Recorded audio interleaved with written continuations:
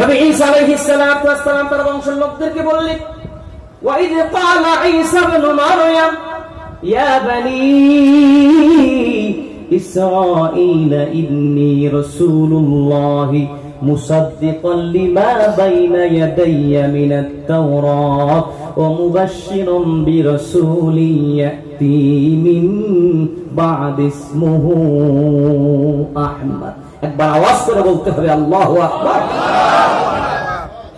ঈসা আলাইহিস সালাতু ওয়াস সালাম বললেন, এ আমার বনী ইসরাঈল লোকেরা শোনো, আমি একজন সত্য পয়গম্বর, সত্য নবী রাসূল। এই জগতের মধ্যে আমি সত্য হিসাবে, সত্য নবী, সত্য রাসূল হিসাবে জগতের মধ্যে এসেছি। তবে একটা সুসংবাদ তোমরা শোনো, আমার পরে এই জগতের ভিতরে একজন রাসূল আসবেন, একজন রাসূল আসবেন।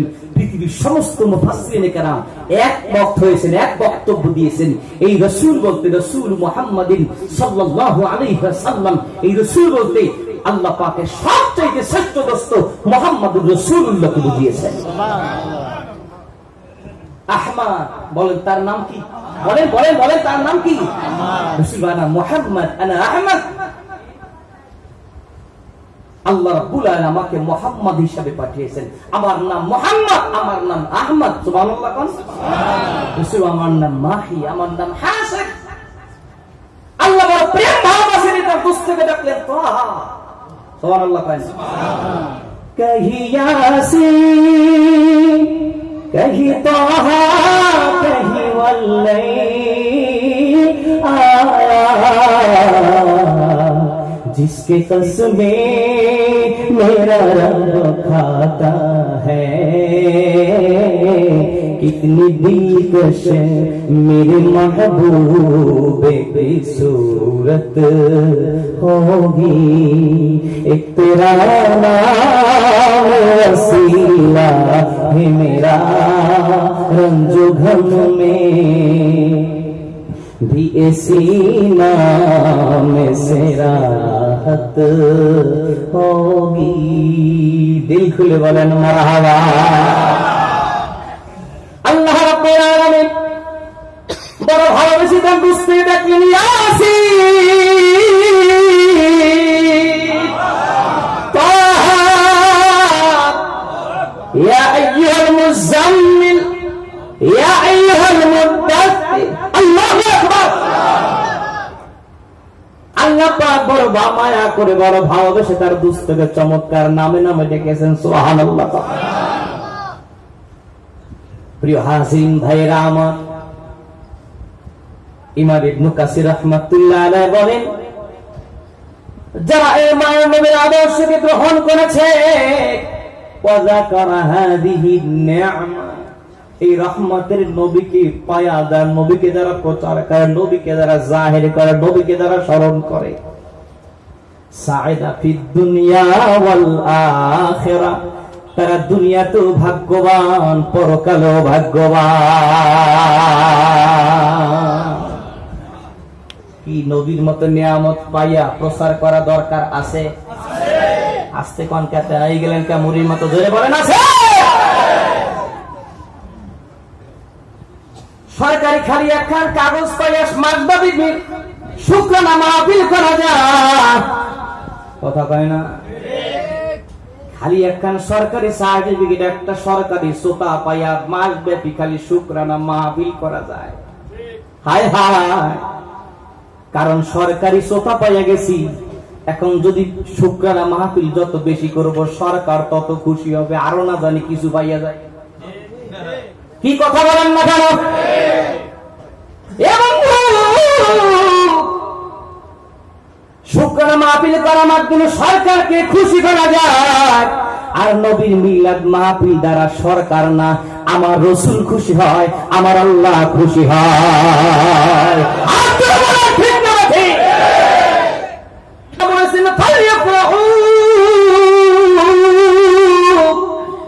রে গোরা, আনন্দ প্রকাশ করো, খুশি প্রকাশ করো।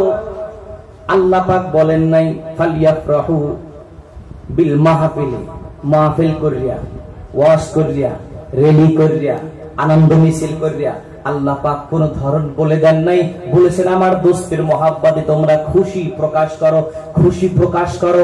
এ ভাই, যারা আর্জেন্টিনার পাগল, ব্রাজিলের পাগল, তার আনন্দের তার প্রিয় খেলোয়াড় গোল মারলে চিৎকার মারে, গোল বলে কেউ বইলে দেয় না, আনন্দে চিল্লে ওঠে, গোল বলে চিল্লাই ওঠে, কথা বল না কেন? একজন দুনিয়াদার মানুষ নয়, তার একজন প্রিয় খেলোয়াড় গোল বলে চিৎকার মারছে, সে ডাক মারছে গোল দিয়েছে, সে গোল দেখে গোল বলে চিৎকার মারছে, এতে কোনো সব হয়েছে? কথা বলেন, কোনো সব হয়েছে? এটা কি আল্লাহ পাকের কোন হুকুম যে গোল মারলে গোল দিলে গোল বলবা, চিৎকার মারবা? দুনিয়াদার একটা মানুষ, সে তার গোলের পাগল, সে গোল দেখে গোল বলে চিৎকার মেরেছে। আর আল্লাহ পাক বলেন আমার নিয়ামত পাইয়া দয়া পাইয়া খুশি হও, আনন্দ হও। আমরা আনন্দের কারণে নবীর প্রেম, নবীর ভালোবাসায় নবীর তাকবীর স্লোগান দিয়ে, নবীর সালাত স্লোগান দিয়ে যখন আমরা আনন্দ প্রকাশ করি, আওয়াজ করে বলেন ঠিক না ঠিক? কিসের সাথে কি মিলাতে যাও যে আমাদেরকে সৃজনার পাগল বানাও, যে তোমরা খালি রবিউল আউয়ালে 12 তারিখের ভক্ত, খালি 12 তারিখের আসে? না না, আমরা 12 তারিখের আসে না, আমরা 12 মাসের আসে। রমজানের রোজাও রাখি, অন্য মাসে নফল রাখি, কিন্তু রমজানের রোজা ইমেজ ফিলিংস আর অন্য মাসের রোজার কাজ, রোজার আমল, রোজার গতি, রোজার আবেগ এক না। কথা বলেন না কেন? রমজান মাস সারা মাস কোরআন নিয়ে, সারা মাস রমজান নিয়ে আলোচনা হয়। রমজান মাস দামি তার কারণ ফিহি লাইলাতুল, এর মধ্যে এমন একটা রাত আছে খায়রুম মিন আলফি শাহর, হাজার মাসের চাইতেও দামি। কেন সেই রাতটা হাজার মাসের চাইতে দামি? আল্লাহ পাক বলে দিলেন ইন্না আনজালনাহু ফি লাইলাতিল কদর, এই রাতে আমি আল্লাহ পাক কোরআন নাযিল করেছি। আল্লামা কাসসালামী রাহমাতুল্লাহ আলাইহি বলেন, রে দুনিয়ার মানুষ শোনো, রমজান দামি তার কারণ তার ভিতর লাইলাতুল কদর আছে। লাইলাতুল কদর দামি তার কারণ হলো এই মাস, এই রাতে আল্লাহ পাক কোরআন নাযিল করে দিয়েছেন। তাহলে কোরআন আসার কারণে লাইলাতুল কদর যদি এত দামি হয়, যেই রাতে সাহেবে কোরআন, কোরআন যে নবীর উপরে নাযিল হয়েছে, সেই রাতের দাম লাইলাতুল কদরের চাইতে অনেক অনেক গুণ বেশি দামি। প্রিয় হাজিরিন ভাইরা আমার, রাহমাতুল্লিল আলামিনকে পায়া আমরা খুশি না বেজা? বলেন বলেন, খুশি না বেজা? রাত নবীকে চাই, দিন নবীকে চাই। আল্লাহ পাকের কাছে আর যে আল্লাহ তাআলা রাত্রিবেলায় যেন আপনার দোস্ত আমার মাঝে আসে, দিন বলে আল্লাহ আমাকে দিয়ে, কারণ আমার ভিতর আসছে, আমি ধন্য হব। সুবহানাল্লাহ। আল্লাহ রাব্বুল আলামিন এমন একটা সময় তার দোস্তকে পাঠালেন, না দিন না রাত, কথা বলেন না কেন? সুবহে সাদেকে না রাত না দিন। সুবহানাল্লাহ। আল্লাহ পাক দিনকেও ধন্য করলেন, রাতকেও ধন্য করলেন। আসমান ও জমিন তর্ক হচ্ছে, আলোচনা হচ্ছে। আসমান বলে, হে জমিন, তোমার মধ্যে কি আছে? আমার মধ্যে জান্নাত আছে। জমিন বলে, আমার মধ্যে তামাম নবী রাসূল আছে। সুবহানাল্লাহ। আসমান বলে, তোমার মধ্যে নবী রাসূল আছে? বলে, হ্যাঁ আছে। বলে, তোমার মধ্যে কি আছে? বলে, আমার মধ্যে তো জান্নাত আছে, আরশ, কুরসি, লৌহ কলম সব আছে। জমিন বলে, ও আসমান শোনো, তোমার মধ্যে আরশ আছে, কুরসি আছে, লৌহ আছে, কলম আছে, জান্নাত আছে। তুমি যা কিছু নিয়ে আসো সব হয়েছে যার জন্য, সেই রাহমাতুল্লিল আলামিন আমার মধ্যে আছে।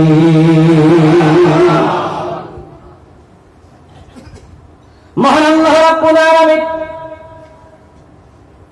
ওই আসমানের উচ্চ জগৎকে ধন্য করার জন্য এই পৃথিবীর জমিন থেকে একটা মাত্র কোঠা বরাদ্দ করেছেন তার দোস্ত রাহমাতুল্লিল আলামিনকে। আল্লাহ পাক একজন মাত্র নবীকে জগৎ থেকে উঠাইয়া প্রথম, দ্বিতীয়, তৃতীয়, চতুর্থ, পঞ্চম, ষষ্ঠ, সপ্তম আসমান অতিক্রম করাইয়া সিদরাতুল মুনতাহা পার করাইয়া আল্লাহ পাকের 70,000 নূরের পর্দা ভেদ করাইয়া আল্লাহ পাক আরশে আজিম নিয়ে তার দোস্তের কদম মোবারকের ধুলা দিয়ে আল্লাহ পাক উর্ধ্ব জগৎকে ধন্য করে দিয়েছেন। প্রিয় হাজিরিন, তাহলে নবী আমাদের মতো তো দূরের কথা, নবী কিন্তু অন্য নবীদের সাথেই কোনো তুলনায় নিয়ে আসা যায় না। কথা বলেন না, যায়? নবীকে অন্য নবীদের সাথেই তো তুলনায় নিয়ে আসা যায় না। নবী মুসা আলাইহিস সালাম আল্লাহ পাকের সাথে কথা বলেন। তুর পাহাড়ে গেলে নেটওয়ার্ক পায়, মাগার ঘরে নেটওয়ার্ক নাই। তুর পাহাড়ে গিয়ে কথা হয়, কাল্লামাল্লাহু মুসা তাকলিমা, আল্লাহ পাকের সাথে নেটওয়ার্ক হয়, তুর পাহাড়ে যায় কথা বলে। আল্লাহ পাক কথা বলছেন, নবী মুসা আলাইহিস সালাম বলতেছেন, আয় রব্বে কারীম, আপনার সাথে এত কথা হয়, এত শুধু 2G নেটওয়ার্ক, আপনার সাথে ভিডিও করে, একটু দেখে দেখে কথা বলি। আল্লাহ পাক বলেন, সেই চোখ আমি আল্লাহ, আমি রব্বে কারীম তুমি মুসাকে দেইনি, আমাকে দেখার জন্য যে পাওয়ারওয়ালা চোখ দরকার, সেই চোখ একজনকে দিয়েছি, সে আমার সবচেয়ে প্রিয় দোস্ত মুহাম্মাদুর রাসূলুল্লাহ। একবার আওয়াজ করে বলি আল্লাহু আকবার। সেই চোখে আমার দোস্ত দেখবে আমাকে, আমি রব্বে কারীম দেখবো আমার দোস্তকে, আমি প্রেম করবো আমার দোস্তের সাথে, আমার দোস্ত প্রেম করবে আমি আল্লাহ পাকের সাথে। চিল্লা বলে সুবহানাল্লাহ। ওই মুসা আলাইহিস সালাম তাওরাত আনার জন্য তুর পাহাড়ে যায়,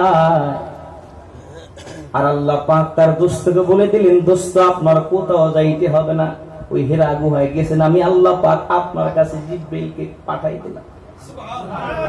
আর আস্তে কোন সুবহানাল্লাহ। রে জিবরিল আমার দোস্ত, তাও ওই হেরা গুহায় আছে, আমার দোস্তের কাছে ওই নিয়ে হেরা গুহায় চলে যাও।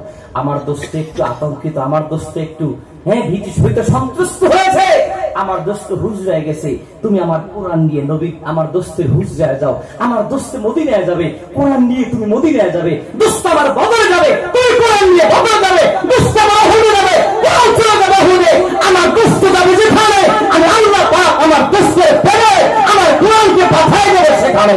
আওয়াজ করে বলি আল্লাহু আকবার। কেমন নবীর মিলাদ মাহফিল, সেইটা বুঝতে হবে, সেই নবী কেমন। নবীর শানমান সম্পর্কে যদি আপনার আমার জ্ঞান না থাকে, যেই নবীর প্রচার করেছেন তামাম আম্বিয়া আলাইহিমুস সালাম, সুবহানাল্লাহ কোন, যেই নবীর প্রচারের জন্য আল্লাহ পাক 1,23,999 জন প্রচার সম্পাদক জগতে পাঠিয়েছেন, যেই নবীর পোস্টার আল্লাহ লাগাইছে, পোস্টার আল্লাহ নিজে করেছেন, সুবহানাল্লাহ কোন। আদম আলাইহিস সালাম আল্লাহ পাকের কাছে বলেন, আয় আল্লাহ,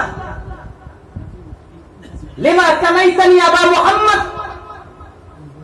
ইনসানুল উয়ুন কিতাবের 2য় খণ্ডের ভিতরে আসছে, হযরত আব্দুল্লাহ ইবনে আব্বাস রাদিয়াল্লাহু তাআলা আনহু বলেন, আল্লাহর হাবিব বলেন, আতানি জিবরিল আলাইহিস সালাতু ওয়াস সালাম ফাকাল ইয়া রাসূলুল্লাহ লাম্মা খালাকাল্লাহু আদম ওয়া সুমিয়াত কুনিয়াতুহু আবা মুহাম্মদ قال يا ربي لما كنيتني أبا محمد قال الله عز وجل يا آدم ارفع رأسك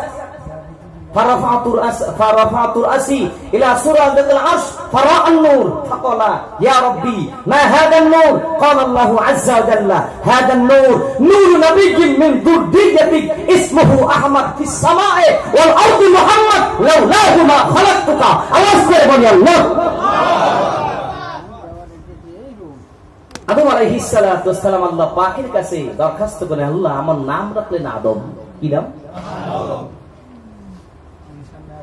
আয় রব্বে কারীম, আমার নাম রেখেছেন আদম, আমার উপনাম রেখেছেন আবু মুহাম্মদ, মানে মুহাম্মাদের বাবা।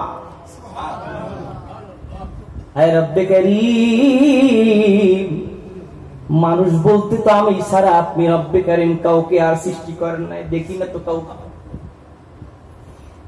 আল্লাহ তাআলা আপনি আমার নাম রাখলেন আদম, উপনাম দিলেন আবু মুহাম্মদ, মানে মুহাম্মাদের বাবা। লিমা কানাইতানি আবা মুহাম্মদ, কেন আমার নাম দিলেন আবু মুহাম্মদ? আল্লাহ পাক বলেন, রে আমার প্রিয় আদম শোনো, যদি তুমি সেই কারণ জানতে চাও তবে তোমার মাথাটাকে উত্তোলন করো, ইরফা রাসাক, তুমি তোমার মাথাকে উত্তোলন করো, সুবহানাল্লাহ। ফারাফা রাসাহু ইলা সুরাদিল আরশ, আরশের চৌকাঠে নজর করে দেখলেন, ফারা আন-নূর, আরশের চৌকাঠে দেখতেছেন নূর জল করতেছে, নূর চকমক চকমক করতেছে, সুবহানাল্লাহ। এবার প্রশ্ন আরেকটা জেগে গেছে, মা হাদান নূর, আয় রব্বে কারীম এই নূরটা আবার কিসের নূর?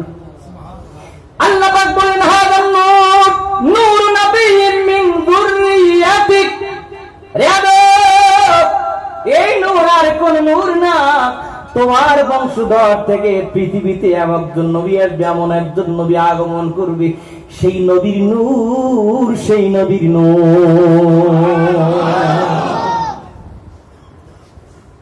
ইসমুহু আহমদ ফিস সামাই ওয়াল আরদি মুহাম্মদ। ওই নূরের ঊর্ধ্ব জগতে, আসমান জগতে নাম হলো আহমদ, আর জমিনে তার নাম হবে মুহাম্মদ। একটু আওয়াজ তুলে বলা যাবে কি আল্লাহু আকবার? আমার নবীকে পোস্টারিং করেছেন কে? জোরে বলেন কে করেছেন? আর আওয়াজ করে বলেন তো কে করেছেন? বনী ইসরাইলের একজন যুবক, মূসা আলাইহিস সালাতু ওয়াস সালামের সময়কালে একজন যুবক, এমন কোন অপরাধ নাই যা তার জীবনে সে করে নাই। অপরাধ জগতের একজন লিডার, আরেকজন বিশাল নেতা, অপরাধ করতে করতে এমন কোন দিক নাই যে দিক অপরাধ তার নাই। অকাল মৃত্যু হয়ে গেল। সম্প্রদায়ের সবাই ঐক্যমত পোষণ করলো, না নাই লোকটাকে আমরা গোসল করাবো না, দাফনও করবো না। একটু গভীর মনোযোগ, সকলের সিদ্ধান্ত, এই যুবকটার লাশ আমরা জঙ্গলের ভিতরে নিক্ষেপ করে রেখে আসবো। এই জঙ্গলের ভিতরে নিয়ে যুবকেরা মিলে তাকে নিক্ষেপ করল। রাত যখন গভীর হয়ে যায়, আল্লাহ রাব্বুল আলামিন নবী মূসা আলাইহিস সালাতু ওয়াস সালামকে ইলহাম করে দিলেন, রে পয়গম্বর, সকালবেলায় ছুটে যাও, ওই যুবকটার লাশ সেই জঙ্গল থেকে বের করে নিয়ে এসে তাকে গোসল করায়া সুন্দর করে দাফনের ব্যবস্থা করবা। ভাইরা আমার একটু গভীর মনোযোগ।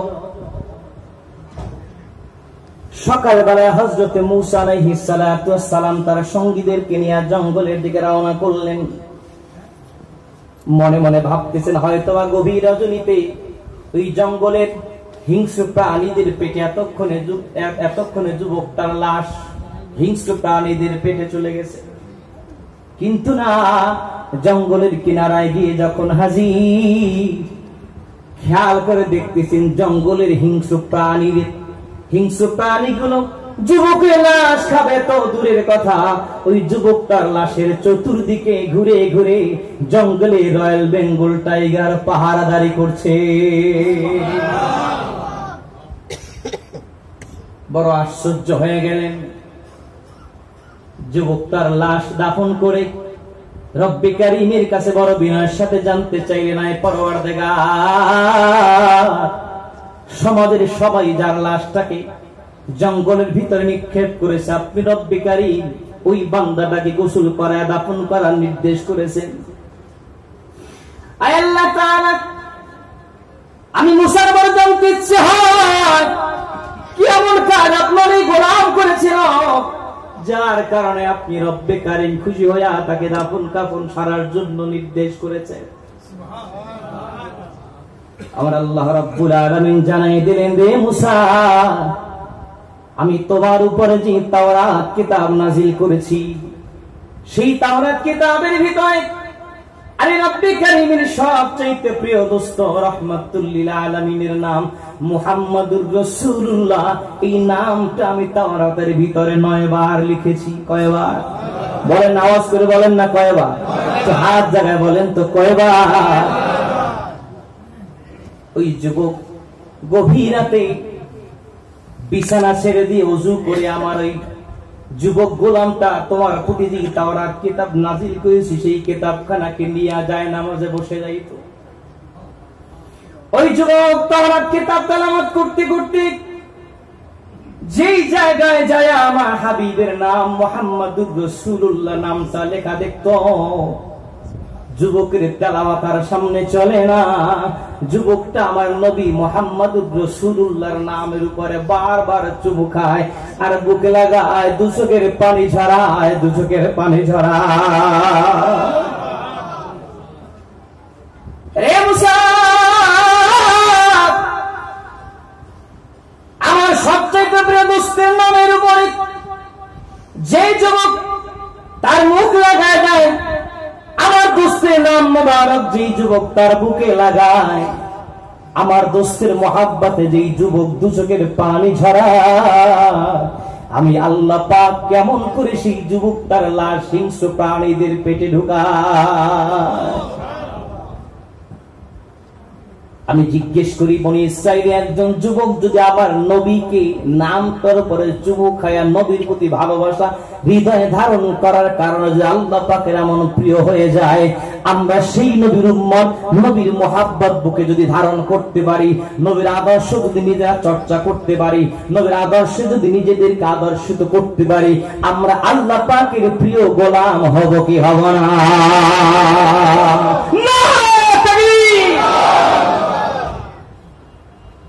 প্রিয় হাজিরিন,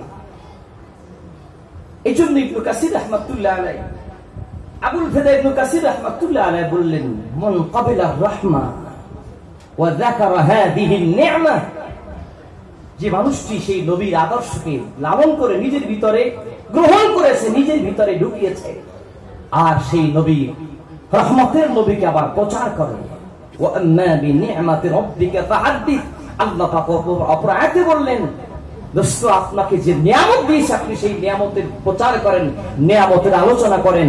আমি আপনাদের কাছে জিজ্ঞেস করি, নবীর চাইতে শ্রেষ্ঠ কোন নিয়ামত আর পৃথিবীতে আছে? তো হাত তুলে বলেন আছে? নবীর চাইতে শ্রেষ্ঠ রহমত আর জগতে কিছুই হতে পারে না। প্রিয় হাজিরিন, আল্লামা আবুল ফিদা ইবনে কাসির রাহমাতুল্লাহ আলাইহি বলেন, ওমান রাদ্দাহা ওয়া জাহাদাহা খাসিরাত দুনিয়া ওয়াল আখিরাহ। এক তো নবীকে ধারণ করে, নবীকে প্রচার করে, তাদের জীবন সফল সার্থক। ওমান রাদ্দাহা ওয়া জাহাদাহা খাসিরাত দুনিয়া ওয়াল আখিরাহ। যারা নবীর আদর্শ থেকে মুখটাকে ফিরায় নেয়, কথা বলেন আছে না নাই? কথা বলে না, কথা বলেন আছে না নাই? নবীর তরিকা থেকে যারা নিজের চেহারাটাকে ঘোরায় নেয়।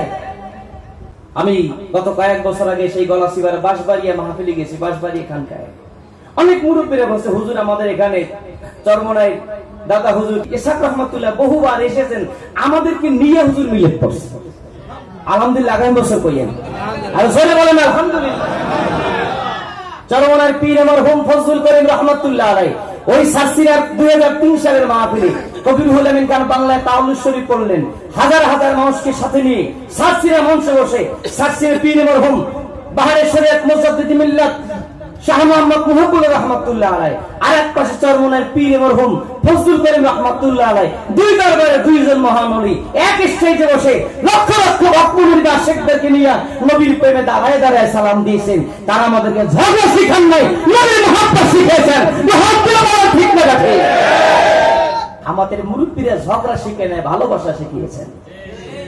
কি কথা বল না? প্রিয় সুধী, আসুন আবার আলোচনা একটু পিছনের দিকে চলে যায়। ওমান রাদ্দাহা ওয়া জাহাদাহা, নবীর আদর্শ থেকে যারা নিজেদেরকে মুখটা ঘোরায় নেয়, নবীর আদর্শ থেকে নবীর তরিকার কথা বললে যে এটা খালি পিশাব কাজ, কথা কয় না কেন? কি দাড়ি টুপি লেবাস পোশাক আওবি নিঃশ্বাস জিকির আজকার দরুদ শরীফ এগুলো পিশাবের কথা না আল্লাহ আল্লাহ রাসূলের কথা? তারা যারা নবীর এই আদর্শকে যারা আদর্শ থেকে নিজেরা তো সরেই যায়, অন্যদেরকেও সরায়, তারা কখনো ইসলাম হতে পারে না। কি আওয়াজ করে বলেন ঠিক না ঠিক? আল্লাহর হাবিব বলেন, রে জগৎবাসী,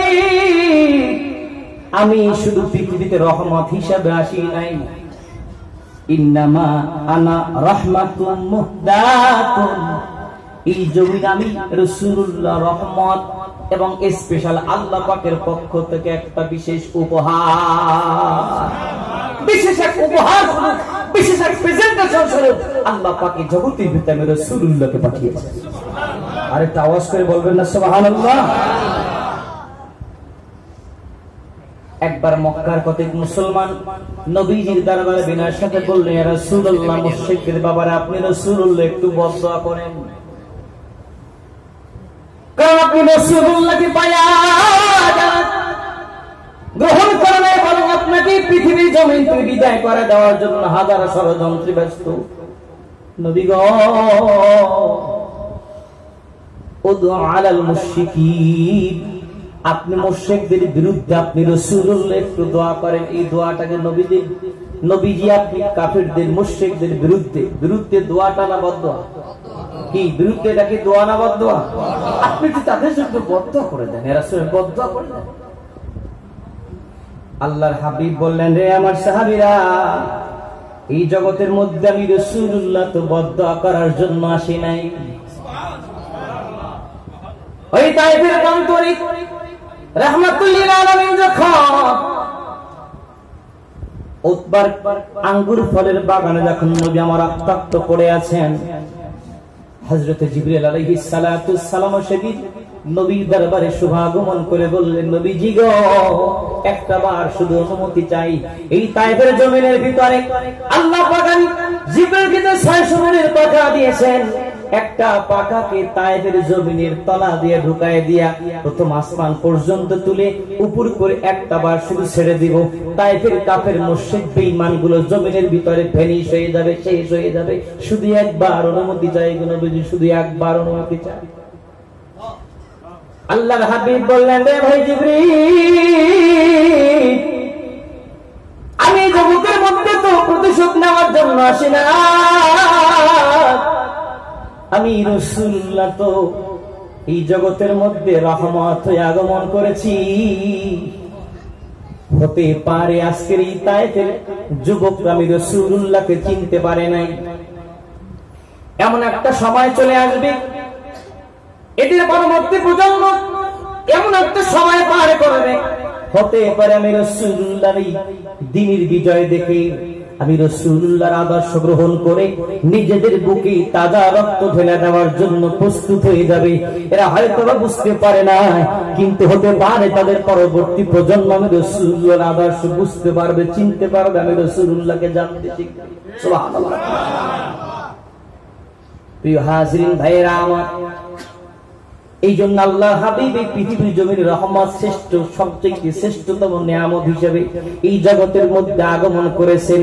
পাইয়া শুধু আমরা খুশি না, যেদিন রাহমাতুল লিল আলামিন পৃথিবীর জমিনে আগমন করেছেন, প্রত্যেক প্রাণী তাদের মনের হিংস্রতা বিদ্বেষ ভুলে গেছে। বাঘ হরিণকে ডেকে বলে, হে হরিণ, শুনেছো নাকি রাহমাতুল লিল আলামিন পৃথিবীতে আগমন করেছেন? মাছ কুমিরকে বলে, শুনেছো নাকি রাহমাতুল লিল আলামিন ধরে আগমন করেছেন?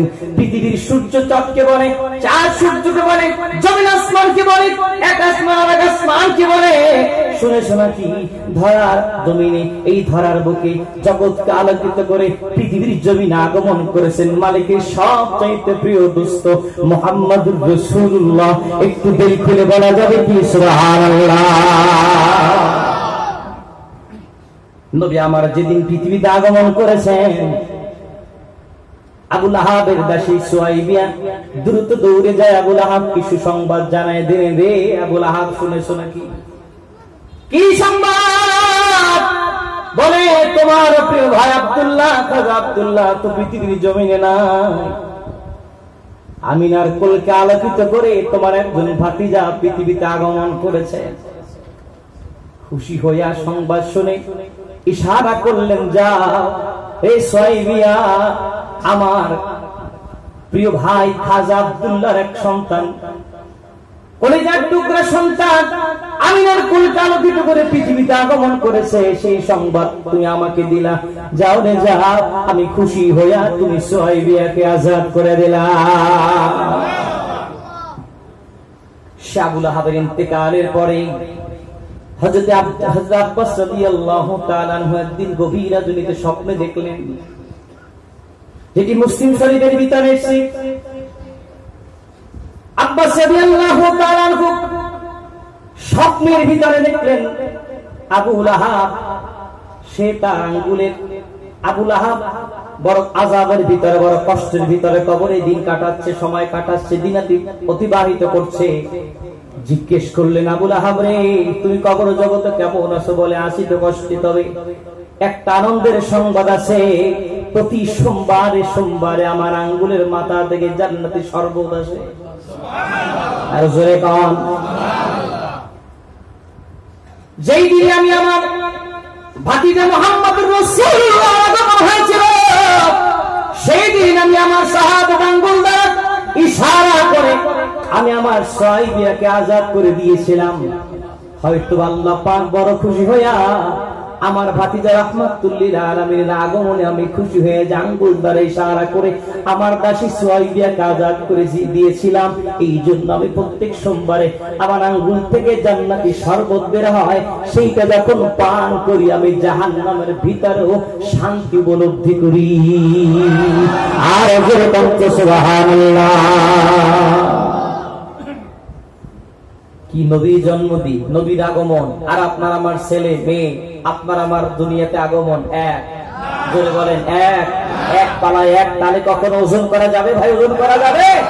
আগেই বলেছি আপনি জন্ম যেদিন সেদিন থেকে জীবনী শুরু, আর নবীর জীবনী সৃষ্টি শুরু থেকে নবীর জীবনী শুরু। কথা বলেন না কেন? সৃষ্টি শুরু থেকে জান্নাত পর্যন্ত, জান্নাত পর্যন্ত সব জায়গায় আমার রাসূল। কথা কয় না? কথা কয়। আল্লাহ রাব্বুল আলামিন আদম আলাইহিস সালাতু ওয়াস সালামকে বলেছিলেন, আদম রে, এই যে নূরটা দেখতেছো কি মনে আছে? এই যে নূর তুমি দেখতেছো, তোমার বংশ থেকে একজন নবী আসবে, সেই নবীর নূর ইসমুহু আহমদ ফিস সামাই ওয়াল আরদি মুহাম্মদ। আসমানে সেই নূরের নাম আহমদ, জমিনে সেই নূরের নাম কি? বলেন বলেন, সেই নূরের নাম কি? তাই শোনো আদম, লাউলাহু মা খলাকতুকা। ওই নূর, ওই নূরে মুহাম্মাদি আমি রব্বে কারীম যদি সৃষ্টি না করতাম রে, তোমার মতো আদমকে আমি পরওয়ারদিগার তৈরি করতাম না।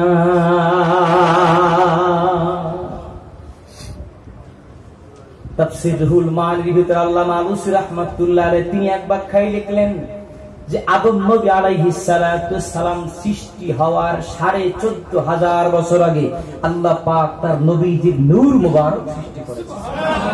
আর একটু আস্তে কোন সুবহানাল্লাহ। প্রিয় হাজিরিন, রব্বে কারীম এই জগতের মাঝে অসংখ্য অগণিত নবী রাসূলদেরকে প্রেরণ করলেন। সবচেয়ে সর্বোচ্চ মাকামে স্থানে যাকে রেখেছেন তিনি আপনার আমার নবী রাহমাতুল লিল আলামিন। বলেন বলেন, তিনি রাহমাতুল লিল আলামিন। কোন কোন নবীর কাছে আল্লাহ পাক তার বার্তাবাহক জিবরিলকে একবার পাঠালেন, কারো কাছে 2 বার, কারো কাছে 40 বার। নবী মূসা আলাইহিস সালাতু ওয়াস সালামের কাছে বেশি পাঠালেন, তার কাছে আল্লাহ পাকের ফেরেশতা হযরত জিবরিল আলাইহিস সালাতু ওয়াস সালাম অফিস করলেন, দেখা করলেন, অভি নিয়ে গেলেন, সংবাদ পৌঁছে দিলেন 400 বার। কিন্তু রব্বে কারীম আপনার আমার নবীকে কত ভালোবাসেন, আপনার আমার নবীকে আল্লাহ পাক কত ভালোবাসেন। আল্লাহ পাক তার দুস্থ আপনার আমার নবীর কাছে তার প্রিয় বার্তাবাহক জিবরিল আলাইহিস সালাতু ওয়াস সালামকে পাঠিয়েছেন 24,000 বার। সুবহানাল্লাহ। ওইলুনা আওয়াজ আরো জোরে কোন সুবহানাল্লাহ। সব সময় শুধু ওহী নিয়েই যায় না, মাঝে মাঝে ব্যক্তিগত কথাবার্তা আলাপ আলোচনাও করে। কথা বল না? মহব্বতের ভালোবাসা বিনিময়ে কথাবার্তা হয়, কথার আদান প্রদান হয়। তবে আমি শরীফের ভিতরে এসেছে হযরত জিবরিল আলাইহিস সালাতু ওয়াস সালাম একদিন নবীজির সাথে কথা বলতেছেন, জিজ্ঞেস করলেন, ইয়া রাসূলুল্লাহ, আপনি তো আল্লাহ পাকের সবচেয়ে জলিল কদর পয়গম্বর, আমার একটু জানতে মন চায় আপনার বয়স সম্পর্কে, আপনার বয়স কত? আপনার বয়স কথা কয় আপনার বলেন বলেন, আপনার কেমন লোকাইয়া আছে, আপনার বয়স কত? হযরত জিবরিল বলে, ইয়া রাসূলুল্লাহ, আপনি রাসূলুল্লাহর বয়স কত? আল্লাহর হাবিব বললেন, ও ভাই জিবরিল, আমি বুঝেছি আমার বয়স সম্পর্কে জানতে ইচ্ছে, তবে এর আগে আমি বলছি, এ ভাই জিবরিল, তোমার বয়স কত হবে? হযরত জিবরিল বলে, ইয়া রাসূলুল্লাহ, আমার তো এখন তো কোথাও ক্যালেন্ডার নাই, তারিখ দেখার মতো তো কোনো সুযোগ নাই, তবে একটা আনুমানিক তারিখ বলা যায়, আনুমানিক একটা হিসাব আপনার সামনে পেশ করা যায়। সুবহানাল্লাহ কোন? ইয়া রাসূলুল্লাহ, আল্লাহ পাক আমি জিবরিলকে যখন সৃষ্টি করেছে, চতুর্থ আসমান আমি একটা উজ্জ্বল তারকা জ্বলজ্বল করে জ্বলতে দেখেছি। একটানা জ্বলে থাকতো 70,000 বছর একসাথে জ্বলতেই থাকতো, জ্বলতেই থাকতো, চকমক করতে থাকতো, নূর জ্বলতেই থাকতো। 70,000 বছর পরে আবার নির্বাপিত হয়ে 70,000 বছর অস্তমিত থাকতো আর দেখা যেত না, আবার উঠতো আবার জ্বলে থাকতো 70,000, আবার ডুবে যায় যে ডুবে থাকতো 70,000। এইভাবে আমি জিব্রিল আমি আমার এই হায়াতে জিন্দেগিতে 72,000 বার উঠতে দেখেছি। আরে ভাই জিব্রিল, আমি রাসূলুল্লাহর দিকে একটু নজর করো। আল্লাহর হাবিব নূরে শরীর মোবারক থেকে চাদর মোবারকটা সরায়া মহারে নবুয়তের দিকে নজর করতে বললেন। রে ভাই জিবরিল একটু নজর করে দেখো। হযরতে জিবরিল আলাইহিস সালাতু ওয়াস সালাম বললেন, ইয়া রাসূলুল্লাহ, আমি জিবরিলের বুঝতে আর মোটেই বাকি নাই, মোটেই বাকি নাই। ওই যে নূরটা জ্বলতে দেখেছিলাম, সেই নূরটা আপনি ছিলেন, সেই নূরটা ছিলেন আপনি, নূরে মুহাম্মাদি। একটু জোরে জোরে বলা যাবে কি সুবহানাল্লাহ? নবীর জন্ম 570 খ্রিস্টাব্দের 12 রবিউল আউয়াল রোজ সোমবার। এখান থেকে আলোচনা করলে নবীর জীবনের পূর্ণতা পাবে না। নবীর জীবনী আলোচনার পূর্ণতা পাবে। এই জন্য ভাইরে, ঈদে মিলাদুন নবী, নবীর শুভাগমন, নবীর শুভাগমন, নবীর সেই নূর মোবারক সৃষ্টি থেকে শুরু করে নবীর 63 বছর জিন্দেগি পর্যন্তই শুধু নবী নন, নবী আমার মরণে, কবরে, হাসরে, মিজানে, পুলসিরাতে, জান্নাত পর্যন্ত নবী ছাড়া কোনো উপায় নাই। ঠিক না ঠিক? বলে নবীর মিলাদুন নবী না, খালি সিরাতুন নবী। ভাইরে, প্রশ্ন ছুড়ে দিয়ে গেলাম, ভিডিও হচ্ছে, আমি আমার সারা বিশ্বে তাম মুসলমান ভাইদের কাছে হৃদয় খুলে একটা প্রশ্ন ছেড়ে গেলাম। ঈদ মিলাদুন নবী উদযাপন করা যাবে না, তাহলে নবীজির সিরাতুন নবী মাহফিল উদযাপন করা যাবে। পারলে একটা দলিল ফিট করবেন, এই বাংলার জমিনে আর বক্তব্য দেওয়ার চেষ্টা করব না যে মিলাদুন নবী শিরোনামে মাহফিল নাই। সাহাবায়ে কেরাম সিরাতুন নবী মাহফিল করেছেন এই ব্যানার করে। একটা প্রমাণ যদি থাকে, এই বাংলার জমিনে আর বক্তব্য করার চেষ্টাও করব না। মিলাদ কার? সিরাত কার? বলেন বলেন, মিলাদ কার? মিলাদুন নবী কার? সিরাতুন নবী কার? কোনটা ধরবেন, কোনটা ছাড়বেন? কথা বলেন না কেন? আমরা মিলাদুন নবীও মানি, সিরাতুন নবীও মানি। কথা বলেন না কেন? আমরা মিলাদুন নবী জানি, সিরাতুন নবী মানি। কি কথা ঠিক? নবীর জীবনী চর্চা করে আমাদের কলিজা শান্ত হয়, অন্তরটা তাজা হয়, ইমানটা তাজা হয়, ইমানের শক্তি বাড়ে। কথা ঠিক? নবীর প্রেম ভালোবাসায় জগতের কবি অসংখ্য কবিতা লিখলেন, প্রাবন্ধিকরা প্রবন্ধ লিখলেন। কি কথা বলেন না কেন? শিল্পীরা নবীর সুরে, নবীর ছন্দ ভালোবাসা গাইলেন, ওয়াইজরা নবীর ওয়াজ, নবীর প্রেম ভালোবাসার ওয়াজ করলেন, সাহিত্যিক নবীর ভালোবাসা সাহিত্য লিখলেন। পৃথিবীতে কবির কবিতা একদিন শেষ হয়, সেই শিল্পের সুর একদিন সমাপ্ত হবে, প্রাবন্ধিকের প্রবন্ধের চারণ একদিন থেমে যাবে, কবির কাব্যের রচনা একদিন সমাপ্ত হবে, নবীর প্রেম ভালোবাসা আলোচনা শেষ হবে না। কি কথা বলেন, ঠিক না ঠিক? আপনি আমি যদি নবীর প্রচার না করি, নবীর ইজ্জত কি একটু কমবে? নবীর প্রচার তামাম ফেরেশতারা করেন, তামাম সৃষ্টি করেন, নবীর প্রচার তামাম সৃষ্টি জগতে ব্যস্ত। আপনার আমার মতো সলিমুল্লাহ নবীর প্রচার না করলে নবীর ইজ্জত, মান ও শান এক চুল পরিমাণও খাটো হবে না। জয় কার ঠিক না? প্রিয় হাজির, অতএব আসুন আমরা নবীর জীবনী চর্চা করে নবীর জীবনী থেকে কিছু বরকত গ্রহণ করি।